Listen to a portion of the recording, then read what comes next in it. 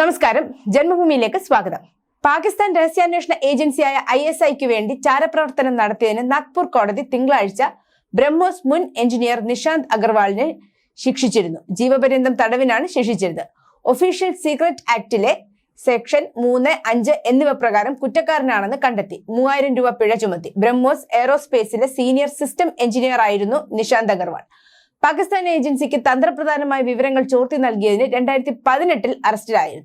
ഔദ്യോഗിക രഹസ്യ നിയമപ്രകാരം കോടതി അഗർവാളിന് ജീവപര്യന്തം തടവും 14 വർഷം തടവും 3000 രൂപ പിഴയും വിധിച്ചു. നാഗ്പൂരിലെ മിസൈൽ അസംബ്ലി യൂണിറ്റിലാണ് നിഷാന്ത് ജോലി ചെയ്തിരുന്നത്. അന്ന് നിഷാന്ത് കുമാർ പാകിസ്ഥാൻ ചാര ഏജൻസിയുമായി തന്ത്രപ്രധാന വിവരങ്ങൾ പങ്കിട്ടുവെന്ന വെളിപ്പെടുത്തൽ അദ്ദേഹത്തിന്റെ സഹപ്രവർത്തകരെ ഞെട്ടിച്ചിരുന്നു. Defence research and development organisation DRDO വിവിധ സാങ്കേതിക വിദ്യകൾ വികസിപ്പിക്കുന്നതിനുള്ള അദ്ദേഹത്തിന്റെ നിർണായക സംഭാവനകൾക്ക് യുവ ശാസ്ത്രജ്ഞൻ അവാർഡ് നൽകി ആദരിച്ചിരുന്ന വ്യക്തിയായിരുന്നു. നിഷാന്ത് അഗർവാൾ തന്റെ സാധാരണ സമീപനവും അശ്രദ്ധമായ മനോഭാവവും കാരണം എളുപ്പത്തിൽ ഓൺലൈൻ ടാർഗറ്റായി മാറിയെന്ന് ഏജൻസികൾ പറഞ്ഞിരുന്നു. ഇപ്പോൾ അന്ന് ബ്രഹ്മോസ് രഹസ്യങ്ങൾ ചോർത്താൻ പാകിസ്ഥാൻ ഉപയോഗിച്ചിരുന്ന രീതികളും മാൽവെയറുകളെ കുറിച്ചും കൂടുതൽ വിവരങ്ങളുള്ള മൊഴിയുടെ വിശദാംശങ്ങളാണ് പുറത്തുവരുന്നത്. UP ATS അന്വേഷണ ഉദ്യോഗസ്ഥനായ പങ്കജ് അവസ്ഥി നിഷാന്ത് വിചാരണയ്ക്കിടെ നൽകിയ മൊഴിയിൽ പാകിസ്ഥാനിൽ നിന്നുള്ള സേജൽ എന്ന ഫേസ്ബുക്ക് അക്കൗണ്ടിൽ നിന്നുമാണ് നിഷാന്തുമായി ചാറ്റുകൾ നടന്നത് എന്ന് വ്യക്തമാക്കുന്നു. ഇന്ത്യൻ പ്രതിരോധ ഉദ്യോഗസ്ഥരെ കബളിപ്പിക്കുന്നതിനെ കുറിച്ചുള്ള വിവരങ്ങളും നുറുങ്ങുകളും പങ്കിട്ട ഒരു ഗ്രൂപ്പിന്റെ ഭാഗമായിരുന്നു സേജൽ എന്ന ഈ profile.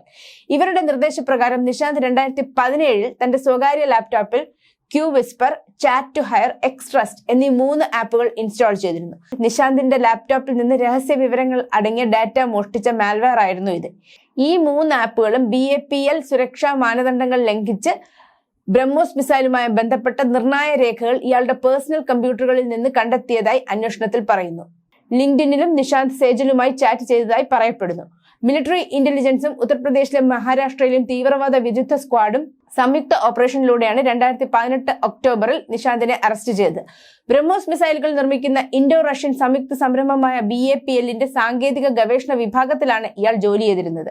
Defence research and development ഓർഗനൈസേഷനും റഷ്യയിലെ മിലിറ്ററി ഇൻഡസ്ട്രിയൽ കൺസോർഷ്യവും സഹകരിച്ചുള്ള സംരംഭമായിരുന്നു ഇത്. News desk, Janmabhumi.